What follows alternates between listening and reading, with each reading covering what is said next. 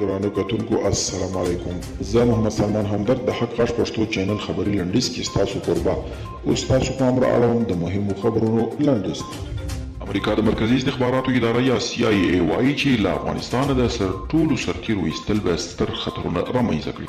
د CIA مشر ویلیام برنز د امریکا سنات ته ویلي چې د بایدن عاجلانه پریکړه سیمې او امریکا ته امنیتي خطرونه جوړولی شي. پاکستان حکومت پر مذهبي ګوند تحریک لبیک د بندیز لګولو اعلان وکړ. پاکستان حکومت په دغه هیواد کې پر مذهبي ګوند تحریک لبیک د بندیز لګولو پریکړه کړې ده. د یاد ګوند فعالانو د دوشنبې په ورځ د خپل مشر سات رضوي له نیول کېدو وروسته روانې اونۍ اردو کې ترخیجنې مظاهرې وکړې. د ولسمشر د ملي امنیت سرکار حمدالله موحي په تازه څرګندونه کې ویلي چې له څو کلونو راهیسې افغان ځواکونه په یوازې ځان د خپلې خاورې دفاع کوي.